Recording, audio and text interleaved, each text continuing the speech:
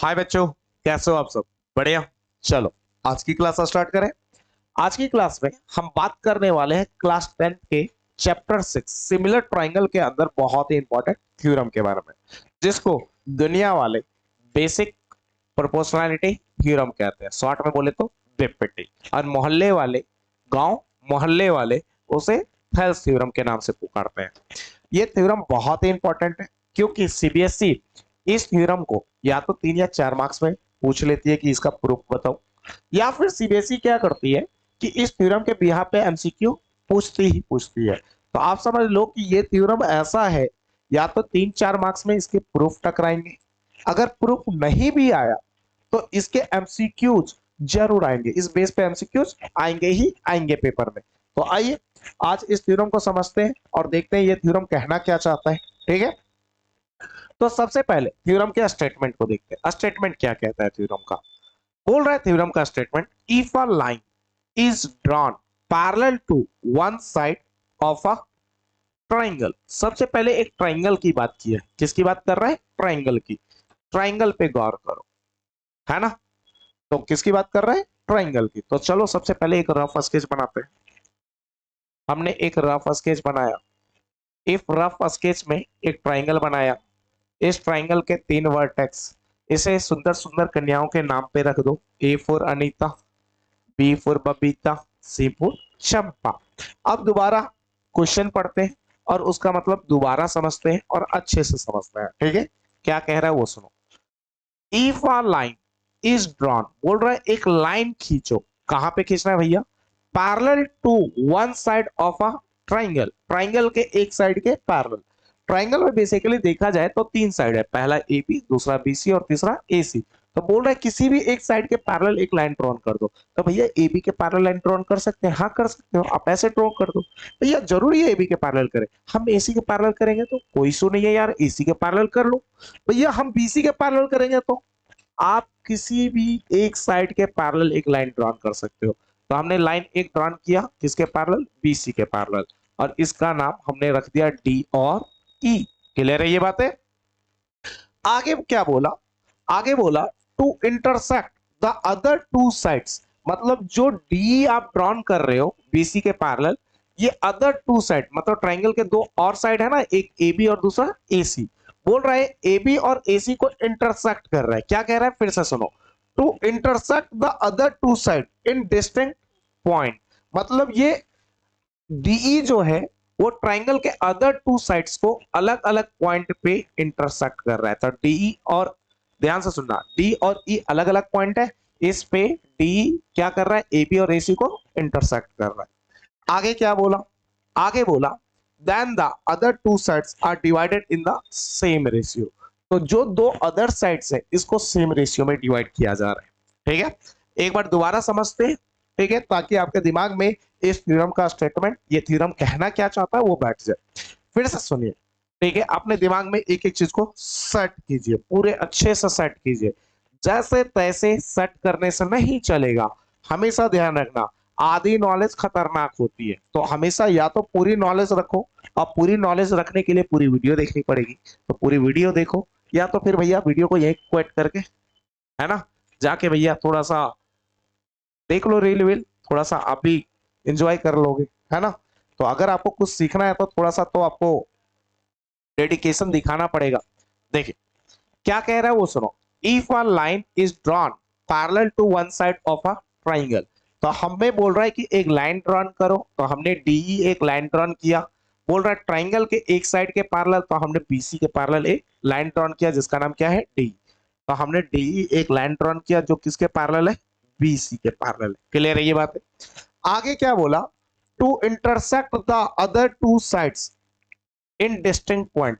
जो डीई है वो ट्राइंगल के दो अदर साइड है, बीसी के तो पैरेलल हो चुका है, तो दो अलग साइड कौन कौन से बचे? एक ए बी और ए सी को। तो बोल रहा है जो डीई है वो ए बी और ए सी को डिस्टिंक्ट पॉइंट पे कट कर रहा है। डिस्टिंक्ट पॉइंट मतलब एक को डी पे कट कर रहा है और दूसरे को ई पे। आगे क्या बोला? Then the other two sides. तो अदर टू साइड्स कौन है? एक ए बी और दूसरा A C. Then the other two sides are divided in the same ratio. तो जो ये अदर टू साइड्स है वो सेम रेशियो में डिवाइड हो रहा है। सेम रेशियो का तात्पर्य होता है कि AD upon DB equal to है AE अपॉन EC के। AD upon DB equal to है AE अपॉन EC के। क्लियर है ये बात है, समझ में आ गया। तो मैंने क्या कहा, मैंने कहा कि पीपीटी कहता है कि एक ट्रायंगल में, अपनी भाषा में समझा रहे हैं, ठीक है ना, जो आम आदमी का भाषा है। देखो पीपीटी कहता है ट्रायंगल में भैया किसी भी एक साइड के पैरेलल एक लाइन ड्रॉन करते हो, तो ये जो लाइन है जो आपने ड्रॉन किया है इस साइड के पैरेलल, तो वो क्या करता है कि अदर टू साइड्स को सेम रेशियो में डिवाइड करता है। अगर डीई बीसी के पैरेलल ड्रॉ किए हो तो वो एबी और एसी को AD upon DB equal to AE upon EC के रेशियो में डिवाइड करता है। इसे हम कहते हैं बीपीटी। क्लियर है एक बात है? ये बीपीटी का स्टेटमेंट हो गया। अब आइए इसके प्रूफ की बात करते हैं। अब क्वेश्चन क्या पूछ सकता है सामने वाला आपसे? क्वेश्चन पूछ सकता है state and prove the basic proportionality theorem. बोल रहा है कि सामने वाला आपसे स्टेटमेंट पूछ सकता है और इसके प्रूफ के बारे में पूछ सकता है। किसके प्रूफ के बारे में? बेसिक प्रोपोर्शनैलिटी थ्योरम के प्रूफ के बारे में। ठीक है, इसी क्वेश्चन को पूछने का दूसरा तरीका क्या हो सकता है? State and prove the Thales theorem. ठीक है, मतलब भैया सेम स्टेटमेंट पूछ सकता है और आपसे प्रूफ पूछ सकता है। किसका? थेल्स थ्योरम का। थेल्स मतलब पीपीटी थ्योरम का। क्लियर है ये बात है? तो भैया स्टेटमेंट पूछे तो क्या करेंगे? स्टेटमेंट पूछेंगे तो कुछ नहीं करेंगे आप सिंपल सी बात सॉल्यूशन में जाएंगे, सॉल्यूशन में एक लाइन लिखेंगे स्टेटमेंट। क्या लिखेंगे? Statement.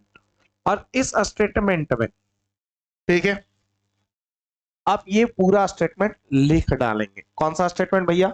If a line is drawn parallel to one side of a triangle to intersect the other two sides in distinct point, comma then the other two sides are divided in the same ratio. तो भैया इसको याद करना पड़ेगा। हाँ जी, इसको आपको remember करना पड़ेगा। ठीक है, आप याद कर लो तो बेहतर रहेगा। तो थोड़ा सा मेहनत कर लेना जी और वो स्टेटमेंट यहाँ पे लिख देना।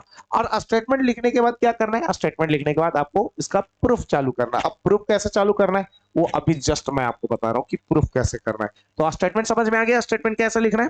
ठीक, चलिए आगे बढ़ते हैं। अब देखो, अगर आपको प्रूफ पूछ रहा है तो प्रूफ तो ऐसे तो पूछ ही सकता है कि proof the basic proportionality theorem, proof the Thales theorem. और इस प्रूफ को पूछने का एक और तरीका है। क्या तरीका है वो सुनो। आपको प्रूफ दैट लिख दे और जो पूरा बेसिक प्रोपोर्शनैलिटी थ्योरम का बीपीटी का जो पूरा स्टेटमेंट है वो स्टेटमेंट यहां चिप दे, है ना। तो वो भी एक तरीका होता है बीपीटी पूछने का। क्या लिखा है देखो, prove that if a line is drawn parallel to one side of a triangle to intersect the other two sides in the distinct point, comma then the other two sides are divided in the same ratio। क्या यही statement था BPT का? पढ़ के देख लो। ठीक है, पढ़ लिए ये स्टेटमेंट। अब इस स्टेटमेंट को पढ़ो प्रूव दैट के बाद इफ से लेकर यहां तक सेम स्टेटमेंट है। तो आपको पूरा स्टेटमेंट के पहले एक वर्ड लगा दे प्रूव दैट और क्वेश्चन बनाकर दे दे तो समझ लेना वो बीपीटी ही के बारे में ही बात कर रहा है। क्लियर है ये बात है? चलिए अब आते हैं हम इसके प्रूफ की। तो अगर बेसिकली देखा जाए तो क्या कह रहा है? बेसिकली बीपीटी कह रहा था कि एक ट्रायंगल है, तो हमने एक ट्रायंगल बनाया। ठीक है, थोड़ा सा डिजिटली यूज करते हैं भैया इस डिजिटल बोर्ड को, है ना। थोड़ा सा सुंदर डायग्राम बनाते हैं, हम भी बन जाते हैं भैया पिकासो के जैसा टैलेंटेड। चलो, तो हमने एक ट्रायंगल बनाया। ठीक है, अब इस ट्रायंगल का नाम रख दिया। देखो यार, डायग्राम इतना क्लियर होना चाहिए कि सामने वाला जो है उसको समझ में आ जाए कि आप बना क्या रहे हो। और भाई साहब, हम तो पिकासो है नहीं, ठीक है, जो एक एक चीज को क्लियरिटी के साथ दिखाए। तो बस इतना अच्छा होना चाहिए कि समझ आ जाए, है ना। चलो, तो हमने एक ट्रायंगल बनाया एबीसी। आगे क्या बोला था? इसके अंदर एक लाइन ड्रॉन करो। तो हमने एक लाइन ड्रॉन किया टीई। ठीक है, जो किसके पैरेलल जा रहा है? बीसी के पैरेलल जा रहा है। टीई एक लाइन ड्रॉन किया जो किसके पैरेलल जा रहा है? बीसी के पैरेलल। अब इसी चीज को गिवन में लिखना है। देखो बोर्ड में तरीके से लिखना हर एक चीज, फोकट में नंबर नहीं को मिलता है ना। तो हर एक चीज तरीके से लिखो, क्योंकि बोर्ड में स्टेप मार्किंग में नंबर मिलता है। तो अगर तरीके से नहीं लिखोगे तो आप भूल जाओ कि आपको फुल आउट ऑफ फुल मिलेगा। तो हमने क्या लिखा, A B C is a triangle. ध्यान से सुनो, ए बी सी एक क्या था, ट्राइंगल, इन विच, जिसमें, अच्छा एक बात बताओ, जिसमें डीई किसके पैरेलल है, बीसी के। तो in which DE parallel BC, ठीक है, डीई पैरेलल बीसी। आगे बोला to intersect, to intersect A B and A C, मतलब डीई जो है वो इंटरसेक्ट कर रहा है किसको, ए बी और ए सी को, कहां पे, at point D and E, at point D and D and E respectively, है ना। तो बेसिकली हमने क्या कहा कि एबीसी एक ट्राइंगल है जिसमें डीई बीसी के पैरेलल है, और डीई जो है वो ए बी और ए सी को डी और ई पॉइंट पे इंटरसेक्ट कर रहा है। ये चीजें लिख दी। अब हमें लाना क्या है उसके बारे में बात करते हैं। तो प्रूव करना है, प्रूव दैट में हमने लिखा कि भैया हमें प्रूव करना है A D upon D B equal to A upon E C, A D upon D B equal to A upon E C. Clear है ये बात है, ये हमें प्रूफ करना है बेसिकली। अब आगे बात करते हैं। अगर देखा जाए, अगर अगर देखा जाए तो भैया क्या है कहानी वो सुनो। अगर देखा जाए, ध्यान से सुनो क्या कह रहा हूं, अगर देखा जाए तो इस चीज को देखने पे हमें समझ ही नहीं आ रहा करना क्या है, कैसे हम ये प्रूफ करें। तो हम क्या करते हैं अपने जिंदगी में, कोई अगर ऐसा काम करते हैं जो हमें समझ ना आए कि कैसे होगा, उसका कोई सही रास्ता नहीं निकलता, तो हम वहां पे जुगाड़ बना बैठाते हैं।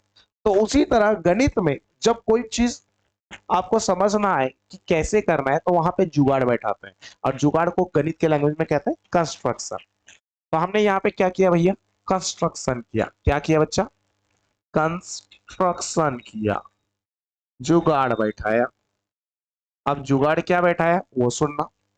जुगाड़ ये बैठाया, ठीक, हमने डी से डीएम परपेंडिकुलर खींचा, डी से डीएम परपेंडिकुलर खींचा किस पे, एसी पे, और ई से ईएन परपेंडिकुलर खींचा, ई से ईएन परपेंडिकुलर खींचा किस पे, ए बी पे। तो यहां पे लिखेंगे, क्या लिखेंगे, draw TM perpendicular AC and E N perpendicular A B, full stop. तो हमने लिखा draw DM perpendicular AC and E N perpendicular A B. आगे हम क्या करेंगे, आगे हम ज्वाइन करेंगे किसको, एक सी डी को और दूसरा बीई को। तो हमने क्या किया, ज्वाइन किया, किसको किसको ज्वाइन किया, एक ज्वाइन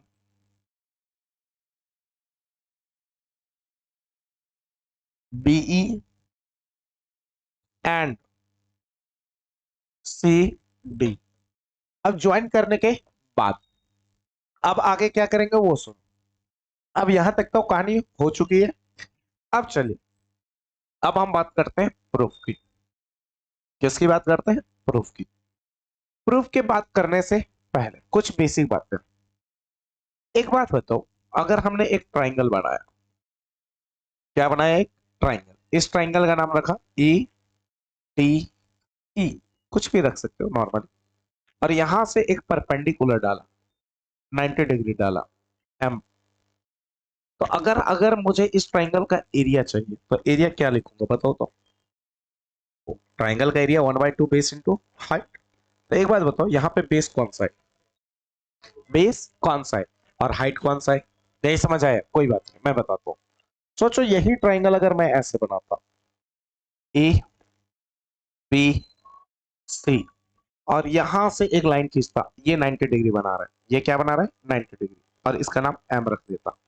सोचो, तो 90 डिग्री किस पे बन रहा है, बीसी पे 90 डिग्री बन रहा है, तो बीसी हमारा क्या कहलाता है, बीसी हमारा बेस कहलाता है, और 90 डिग्री कौन बना रहा है, एएम, तो एएम हमारा हाइट कहलाता। तो जिस दिन इसका एरिया पूछता, तो हम इसका एरिया लिखते हैं 1/2, बेस हो गया बीसी और हाइट हो गया एएम, यही है ना, बेस इंटू हाइट, तो 1/2 बेस हो गया, कौन है बेस, बेस बीसी है, बेस के जगह बीसी और हाइट के जगह एएम। क्लियर है ये बात है, ठीक है। तो उससे फर्क नहीं पड़ता कि आप परपेंडिकुलर यहां डाल रहे हो या यहां डाल रहे हो, डिपेंड करता है, ध्यान से सुनना, कि जिस पे 90 डिग्री बनता है, 90 डिग्री का साइन बनता है, वो हमारा कहलाता है बेस, और जो बनाता है वो हाइट। तो एक बात बताओ, यहाँ पे 90 डिग्री का साइन किस पे बन रहा है, एडी पे, तो एडी हमारा क्या कहलाएगा, बेस, और ईएन ईएम बना रहा है, कौन बना रहा है, ईएम, तो ईएम हमारा होगा हाइट। तो अगर इसका एरिया कोई पूछे तो 1/2 बेस हो गया हमारा ईडी, और हाइट हो गया ई एम, हाइट हो गया ई एम। क्लियर है ये बात है, यहां तक समझ में आ गई। अच्छा, इसको समझने के बाद एक और कॉन्सेप्ट आपको समझना पड़ेगा, क्योंकि जो बता रहा हूं ना, ये चीजें इस क्वेश्चन के सॉल्यूशन में यूज होने वाली है, इस बात को ध्यान रख लेना। इस गलत फहमी में मत रहना कि ये बस ऐसे ही बताया जा रहा है, नहीं, इसका काम है इसलिए आपको बताया जा रहा है। देखो, तो मैं ये चाहता हूं कि कॉन्सेप्चुअल क्लियरिटी पहले से बरकरार रहे, आपको दिक्कत ना हो क्वेश्चंस को सॉल्व करने में। अगर सोचो ये ट्राइंगल है ए बी सी, है ना, अगर मैं पूछता इसका एरिया बताओ, क्या बताओगे, लेकिन एरिया बताने से पहले एक बात मुझे कमेंट करके बताना, वीडियो को यहीं पॉज करना, पहले क्वेश्चन सुन लूं, फिर वीडियो को पॉज करना और कमेंट करके बताना, ठीक है, जो क्वेश्चन पूछ रहा हूं उसका आंसर। देखो, अगर ये ट्राइंगल है तो इसका हाइट ट्राइंगल के अंदर होगा या ट्राइंगल के बाहर होगा, फिर से सुनो, इस ट्राइंगल का जो हाइट होगा वो अंदर होगा या बाहर होगा, कमेंट करके जल्दी से बताओ।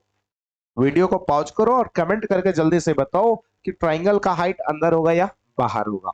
देखो भाई, लाइफ में हमेशा गेम में पार्टिसिपेट करना सीखो, ठीक है। आप जब तक पार्टिसिपेट नहीं करोगे ना, तो लाइफ में कभी जीतोगे नहीं यार। लाइफ में देखो, हमेशा ध्यान रखना, सबसे इंपॉर्टेंट होता है खेलना, जीतना और हारना तो अलग बात है, कम से कम आपने खेला तो गेम, आपने पार्टिसिपेट तो किया। तो सबसे पहले पार्टिसिपेट करना सीखो लाइफ में, हमेशा हर एक चीज में, ठीक है ना। तो फिलहाल यहां तक समझने के बाद, तो मैं अगर बात करूं तो इसका जो हाइट होगा वो ट्राइंगल के बाहर होगा। जैसे ही इस बेस को आगे बढ़ाया और यहां से हाइट डाला ऐसे, तो ये हाइट होगा, इसका नाम एम रख दिया। ऐसा क्यों भैया, एक बात बताओ, अगर आपको हाइट बोलता हूं कि अपनी हाइट बताओ, तो हाइट नापने के लिए आप क्या करते हो, सीधा खड़ा होते हो, ऐसा थोड़ी ना हो कि तुम ऐसे खड़ा होकर के हाइट नापा रहे हो। अरे भैया, आप पुष्पाराज थोड़ी ना हो जो ऐसे खड़ा होकर के हाइट नाप रहे हो या श्रीवल्ली कर रहे हो, है ना। आप तो भैया नॉर्मल हो, और नॉर्मल हो तो सिंपल सी बात है, आपको जब भी हाइट नापना हो तो आप कैसे खड़ा होगे, सीधा खड़ा होगे, है ना।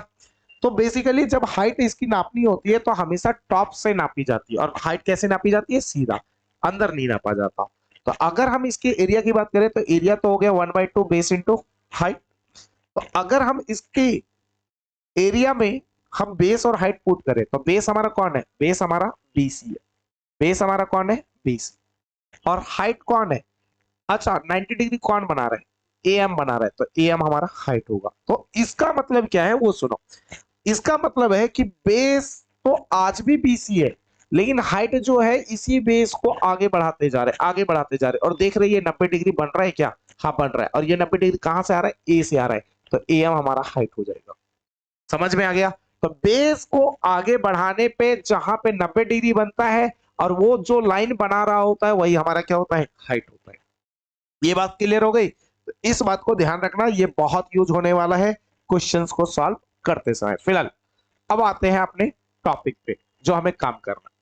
अब बताओ, अगर मैं तुमसे पूछूं area of triangle, area of triangle, तो आप क्या बोलोगे, 1/2 इंटू बेस इंटू हाइट। तो अगर किसी दिन मैं पूछूं कि एरिया ऑफ ट्राइंगल एडीई बताओ, एरिया ऑफ ट्राइंगल ADE बताओ। तो सोचो जिस दिन एरिया ऑफ ट्राइंगल ADE पूछा, तो सोचो जिस दिन बेस तुम AD को माने, ADE में अगर बेस आप AD को माने, अगर बेस आप AD को माने, तो एक बात बताओ यहाँ पे 90 डिग्री कौन बना रहा है? EN। तो EN हमारा क्या हो जाएगा? हाइट हो जाएगा। तो हमने यहाँ पे लिखा 1/2 बेस के जगह रख दिया AD और हाइट के जगह रख दिया EN, और ये बना हमारा इक्वेशन फर्स्ट। क्लियर है ये बात है? सोचो अगर मैं तुमसे दोबारा पूछूं कि नहीं यार हमें बेस AD को नहीं को मानना, हम बेस AD को मानेंगे ही नहीं, है ना, अपन बेस AD को मानेगा ही नहीं, अपन बेस किसको मानेगा? बेस मानेगा AE को। तो सोचो जिस दिन ट्राइंगल ADE में अगर बेस हमारा AE हुआ, तो हाइट हमारा कौन होगा? DM होगा। हाइट हमारा कौन होगा? DM, क्योंकि AE पे 90 डिग्री कौन बना रहा है? DM बना रहा है। तो अगर बेस हमारा AE हुआ, तो आप सबको पता है कि हाइट हमारा क्या होने वाला है? DM होने वाला है। ये बना इक्वेशन 2। क्लियर है ये बात है? अब चलते हैं, अगर ध्यान से देखो तो हमें क्या चाहिए प्रूफ में? एक AD चाहिए, तो देखो इक्वेशन 1 में AD मिल चुका है। एक AE चाहिए, इक्वेशन 2 में AE मिल चुका है। अब आगे क्या चाहिए? AD और AE मिल चुका है, DB चाहिए। DB देखो कौन सा ट्राइंगल में मिलेगा? ट्राइंगल में मिलेगा BDE। ये वाला ट्राइंगल दिख रहे हो? इस ट्राइंगल में बेस हो गया DB, मिल गया ना? तो आगे हम एरिया निकाल रहे हैं, एरिया ऑफ ट्राइंगल BDE। अब ध्यान से देखिए भाई साहब, अब यहां पुष्पराज कॉन्सेप्ट यूज होगा। 1/2 बेस हमारा कौन हो गया? बेस हो गया हमारा DB। बेस हमारा क्या हो गया? DB। और हाइट हमारा क्या हो गया? अगर इसी बेस को DB को आगे तक बढ़ाए, देखो आगे तक बढ़ा रहे, आगे तक बढ़ा रहे, तो ध्यान से देखना, फिर से दिखा रहा हूं, जो DB है इस बेस को आगे बढ़ा रहे हैं, तो देखो यहाँ 90 डिग्री बन रहा है N पे, और ये N पे 90 डिग्री कहां से बन रहा है? EN के द्वारा बन रहा है। तो EN हमारा क्या होगा? हाइट होगा। तो अगर बेस हमारा DB है तो EN हमारा क्या होगा? हाइट होगा। समझ में आ गया? ये इक्वेशन क्या हो गया? 3 हो गया। सोचो DB मिल चुका है, अब अगला क्या चाहिए? EC चाहिए। EC कहां दिख रहा है? E, यहां से देखो EC दिख रहा है। अब ये कौन सा ट्राइंगल में है? ट्राइंगल CDE में। तो हमने लिखा आगे and area of triangle CDE, और एरिया ऑफ ट्राइंगल CDE क्या होगा? 1/2।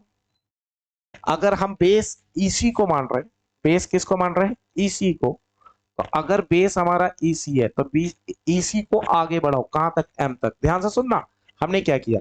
अगर बेस हमारा EC है तो EC को आगे बढ़ाया, कहां तक? M तक। और M पे देखो 90 डिग्री बन रहा है, और कहां से आ रहा है? ये D से आ रहा है। तो DM हमारा क्या होगा? हाइट होगा। तो बेस अगर हमारा EC है तो हाइट हमारा DM होगा।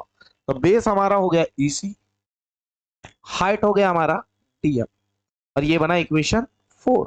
इक्वेशन 4। अब गौर करो, अब सारी चीजें मिल चुकी है, AD AE DB EC, AD AE DB EC। अब हमें क्या चाहिए? हमें डिवाइड में चाहिए, AD अपॉन DB चाहिए, नॉर्मल सी बात। तो सोचो AD अपॉन DB कब मिलेगा? जब इक्वेशन 1 को 3 से डिवाइड करेंगे। सोचो डिवाइड भी कर दिया, इक्वेशन 1 को डिवाइड कर दिया इक्वेशन 3 से। डिवाइड करने पे क्या हुआ? इतना बट्टे इतना बराबर, इतना 1/2 से 1/2 कटा, EN से EN कटा, AD अपॉन DB मिल गया। ठीक है, AD अपॉन DB मिल चुका है, किसके बराबर? Area of triangle AD upon area of triangle BD equal to AD upon DB मिल चुका है। ठीक है, टेंशन मत लो, अभी ऑरली समझा रहे हैं, अभी लिख कर भी समझाऊंगा, टेंशन मत लो, कोशिश करो समझने की। ठीक है, थोड़ा माइंड वार्म अप करो यार। ठीक है, अब उसी तरह हमें अगला चाहिए AE अपॉन EC। तो AE को अगर AE अपॉन EC चाहिए तो इक्वेशन 2 को 4 से डिवाइड करेंगे। तो अगर इक्वेशन 2 को 4 से डिवाइड किया तो हुआ क्या? इतने को इससे डिवाइड किया तो हुआ क्या? Area of triangle AD upon area of triangle CDE equal to 1/2 से 1/2 खत्म, DM से DM खत्म, AE अपॉन EC मिल गया। तो गौर करो कि AD अपॉन DB यहां मिल चुका है, AE अपॉन EC इसमें मिल चुका है, लेकिन ये दोनों बराबर भी तो लाना है। AD upon DB equal to AE upon EC, AD upon DB equal to AE upon EC तभी बराबर होगा जब ये जो डिवाइड किया है area of triangle AD upon area of triangle BD वो इक्वल हो जाए area of triangle AD upon area of triangle CD। तो देखो ऊपर में तो ADE आ रहा है लेकिन नीचे BD और CD आ रहा है जो दिक्कत है। तो अगर काश इस एरिया ऑफ ट्राइंगल BDE और एरिया ऑफ ट्राइंगल CDE को बराबर ले आए तो हमारी कहानी बन जाएगी।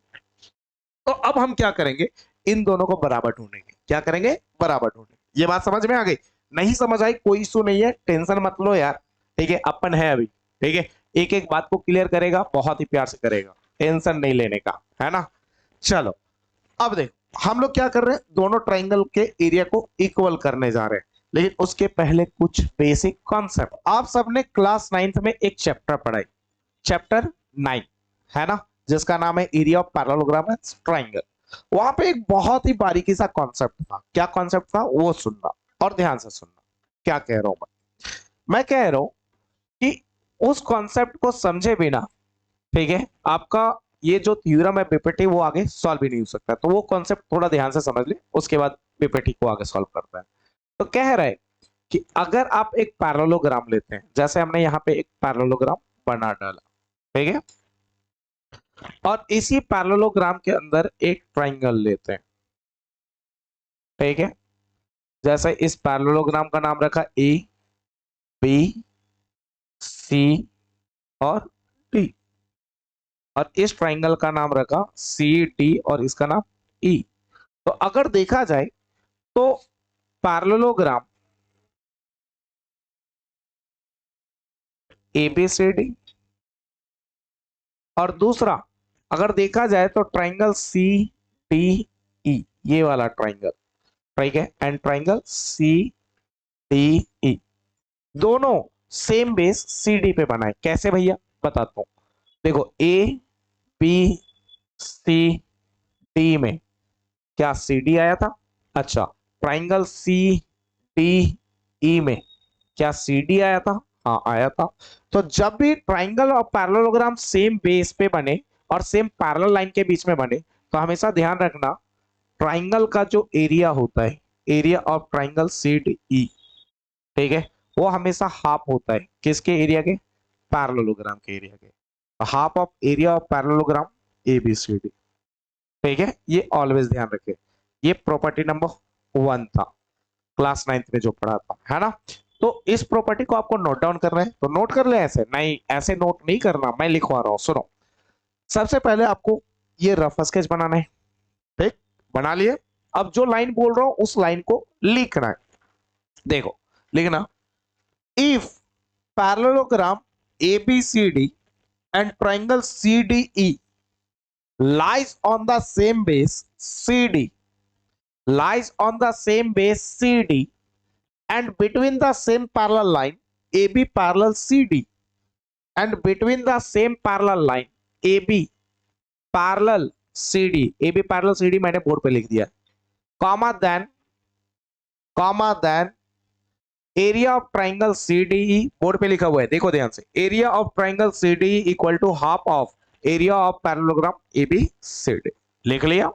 अगर जिसको इंग्लिश नहीं समझ आती कोई इशू नहीं है भाई साहब, ठीक है, अपनी भाषा में कॉन्सेप्ट लिखो, ठीक है भैया। देख, ना तो तुम अंग्रेज ना तो हम अंग्रेज, ठीक है, हम भैया हिंदुस्तानी है, ना तो हमें ढंग से हिंदी आती है ना तो ढंग से इंग्लिश आती है। क्या बात कर रहे हो भैया, हमें ढंग से इंग्लिश नहीं आती? क्या बात कर रहे हो? हाँ भाई साहब, ढंग से इंग्लिश नहीं आती, हिंदी भी नहीं आती। अरे नहीं आती। अरे भाई एक बात बता, तेरा दोस्त अगर साइकिल से कोचिंग पढ़ने आता है, तुम क्या बोलते हो? मेरा दोस्त आज साइकिल से कोचिंग पढ़ने आया, ठीक। ये थोड़ी ना बोलते हो मेरा दोस्त द्विपहिया वाहिनी से कोचिंग पढ़ने आया। समझ रहे हो ना क्या कह रहा हूँ? साइकिल का हिंदी होता है द्विपहिया वाहिनी। तो आप क्या बोलते हो? इंग्लिश हिंदी मिक्स बोलते हो। तो कॉन्सेप्ट को हमेशा इंग्लिश हिंदी मिक्स में समझा करो, ठीक है ना। आपको रटने की जरूरत नहीं है, समझने की जरूरत है। बचपन से पहली क्लास से 10वीं तक रटते आए हो। बताओ गणित में कोई 10 डेफिनेशन तेरे को याद है? नहीं याद। क्यों? क्योंकि तुमने अपनी भाषा में कभी समझे ही नहीं। तो हमेशा कॉन्सेप्ट को अपनी भाषा में समझो, और पेपर में जो क्वेश्चन पूछा जाता है पेपर वाले को आंसर उसके लैंग्वेज में दो। समझो अपनी भाषा में, आंसर दो उसके लैंग्वेज में। क्लियर है ये बात है? तो अगर आपको ये बात इंग्लिश में नहीं समझ आई तो हिंदी में लिखना हो तो लिख सकते हो। अगर parallelogram ABCD and triangle CDE एक ही बेस CD और same parallel line A B parallel C D, board पे लिखा हुआ है A B parallel C D, A B parallel C D के बीच बना हो, देन के बाद ये लिख लेना area of triangle C D equal to half of area of parallelogram A B C D. Clear है ये बात है? ये पहला कॉन्सेप्ट। कॉन्सेप्ट नंबर 2 पे चलते हैं जी।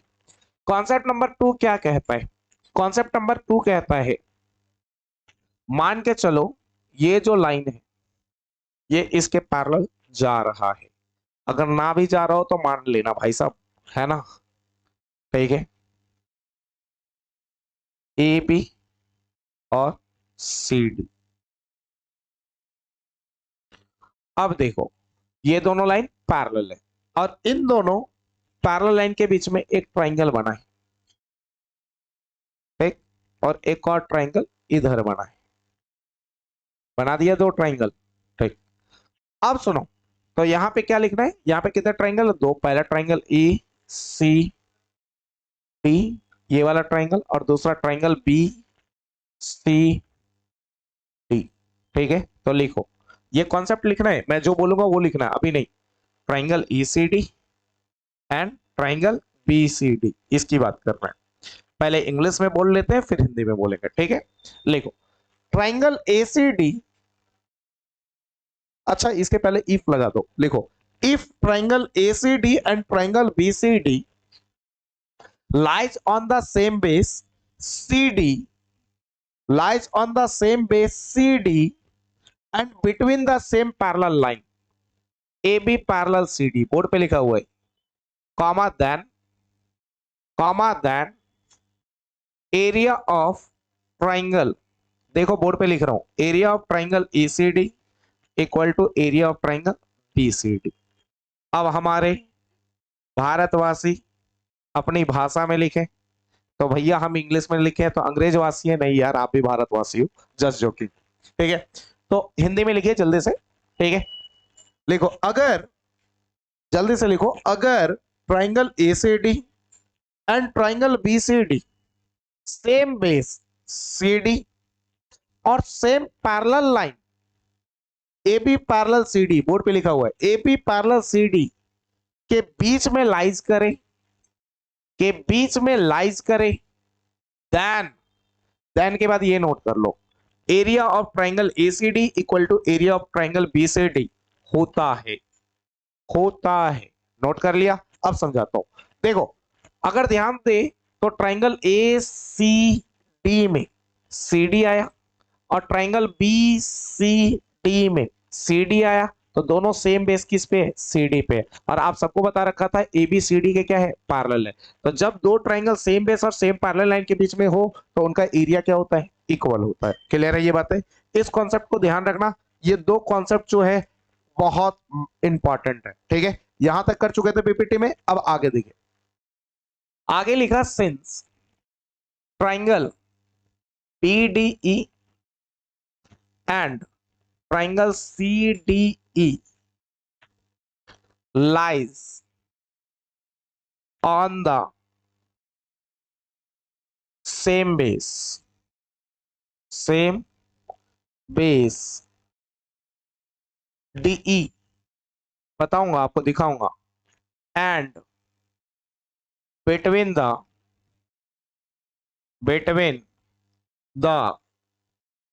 same parallel lines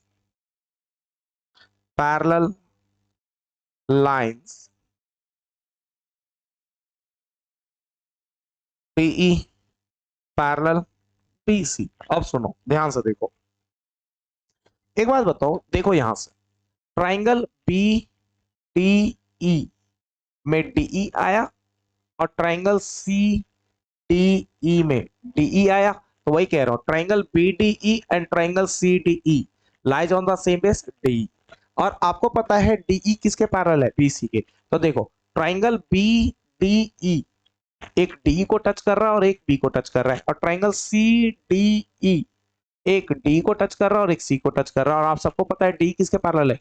BC के। तो वही लिख रहा हूं, triangle BDE and triangle CDE lies on the same base DA and between the same parallel line DE parallel BC। ठीक है? और जब सेम बेस डीई और same parallel line DE parallel BC के बीच में अवेलेबल हो तो दोनों का एरिया क्या होता है, इक्वल। तो ट्राइंगल तो क्या हो गया, area of triangle BDE equal to area of triangle CDE. और आई होप सो आप सबको ये बात पता है, जन जन को पता है कि हमने एरिया ऑफ ट्राइंगल सीडीई निकाल रखा है। एरिया ऑफ ट्राइंगल सीडीई निकाल रखा है कहाँ भैया, देखो एरिया ऑफ ट्राइंगल सीडीई क्या है, 1/2 ईसी इंटू डीएम। तो मैं यहां रख दूं 1/2 इंटू ईसी इंटू डीएम, और ये बन गया इक्वेशन 4। अब एक बात बताओ, एक बात बताओ, हमें क्या चाहिए, एडी अपॉन डीबी चाहिए। तो एक एडी अपॉन डीबी कब मिलेगा, जब इक्वेशन 1 में देखो एडी है, इक्वेशन 3 में डीबी है। जब इक्वेशन 1 को इक्वेशन 3 से डिवाइड करेंगे तो एडी अपॉन डीबी मिलेगा। तो देखो इक्वेशन 1 को आप किससे डिवाइड कर रहे हैं, इक्वेशन 3 से। इक्वेशन 1 को डिवाइड किया इक्वेशन 3 से। अब इक्वेशन 1 गौर करो, इक्वेशन 1 क्या है, इक्वेशन 1 है area of triangle AD equal to 1/2 AD into EN, लिख डालते हैं। अब यहाँ पे लिख डालते हैं area of triangle A D E, ठीक है, equal to 1/2 into A D into E N, लिख डाला। अच्छा डिवाइड का साइन है तो डिवाइड दे डाला भाई। और इक्वेशन 3 क्या है, इक्वेशन 3 भी लिखते हैं साहब, इक्वेशन 3 है area of triangle B D equal to 1/2 into DB into E N, लिख डालते हैं, ठीक है। Area of triangle B D E equal to 1/2 into TB into EN, लिख डाला। अच्छा 1/2 से 1/2 गया, ईएन से ईएन गया। तो एक बात बताओ, therefore area of triangle A D E upon area of triangle B D E equal to क्या आ गया, इक्वल टू आ गया AD upon TB. Area of triangle AD upon area of triangle BD equal to आ गया AD upon DB. इसे equation क्या मान लेते हैं, 5 मान लेते हैं, क्या मान लेते हैं, 5। अब सोचो यहां तक की कहानी हो गई। अब ध्यान से सुनना और आगे गौर करना। गौर क्या करना है वो सुनो, गौर ये करना है, गौर आपको ये करना है। एक बात बताओ, अब एडी अपॉन डीबी मिल चुका है, अब एई अपॉन ईसी चाहिए। तो एई किस में, एई हमारा इक्वेशन 2 में है, और EC EC EC EC EC EC हमारा इक्वेशन 4 में है। तो ए अपॉन ईसी चाहिए तो इक्वेशन 2 को डिवाइड करना पड़ेगा इक्वेशन 4 से। तो आइए इक्वेशन 2 को डिवाइड करते हैं इक्वेशन 4 से। आइए इक्वेशन 2 लिखते हैं, ध्यान से सुनो। इक्वेशन 2 क्या है, area of triangle AD equal to 1/2 A into DM. Equation 2 लिख रहे हैं area of triangle A D E equal to क्या हो गया, 1/2 इंटू ए इंटू डीएम, यही था। अच्छा इक्वेशन 4 देखो, area of triangle B D equal to 1/2 EC into DM. तो area of triangle B D divide में लिखना है ना, डिवाइड था तो डिवाइड दिया और नीचे लिख दिया area of triangle B D E equal to 1/2 into EC into DM. अच्छा 1/2 से 1/2 गयो, डीएम से डीएम गयो। तो एक बात बताओ, area of triangle A D E upon area of triangle B D E, ये कितना आ गया बच्चा, ये आ गया A upon EC, A upon EC. ये आ चुका है ए अपॉन ईसी, और इसे इक्वेशन 6 माना। आगे देखो, देखा जाए तो area of triangle BD upon area of triangle, ध्यान से सुनना, area of triangle ADE upon area of triangle BDE जो इक्वेशन 5 में दे रखा है वो सेम है इक्वेशन 6 के area of triangle ADE upon area of triangle BDE के बराबर। तो अगर ये वाली पार्टी इसके बराबर तो हम कह सकते हैं फ्रॉम इक्वेशन 5 और इक्वेशन 6 से AD upon DB A upon EC के बराबर। तो वही चीज लिख रहे हैं, देखो from equation 5 and equation 6 AD upon DB equal to AE upon EC, और ये हमारा फाइनल आंसर। और ये हमने कर दिया प्रूव्ड, ये हमने कर दिया प्रूव्ड। फिर से सुन लो और ध्यान से सुन लो, हमने क्या कहा, हमने कहा फ्रॉम इक्वेशन 5 एंड इक्वेशन 6 ये वाली पार्टी इसके बराबर तो ये वाली पार्टी इसके बराबर, तो AD अपॉन DB किसके बराबर हो गया, AE अपॉन EC के, और ये हमने कर दिया प्रूव्ड। यहां तक समझ में आ गया। तो एक चीज ध्यान रखना, बहुत आसान है, बहुत इजी है, थोड़ा सा ध्यान देने की जरूरत है और थोड़ा प्रैक्टिस। घर पे इस थ्योरम को 2 से 3 बार प्रैक्टिस कर लेना, बहुत अच्छे से आ जाएगा। तो मैं पीछे कर देता हूं, एक बार आप स्क्रीनशॉट ले लेना, है ना। चलो सबसे पहले इसका स्क्रीनशॉट लो, ले लिया, ठीक है। फिर इसका स्क्रीनशॉट लो, ले लिए। फिर इसका स्क्रीनशॉट लो, ले लिए। फिर इसका लो, ले लिए। फाइनली इसका लो, ठीक है। उम्मीद करता हूं पीपीटी आपको बहुत अच्छे से समझ में आ गया होगा। तो मिलते हैं अगली क्लास में, आप अच्छे से प्रैक्टिस करेंगे और जम के मेहनत करेंगे, क्योंकि इस बार 10th में 100 आउट ऑफ 100 आपको फोड़ना है। ओके।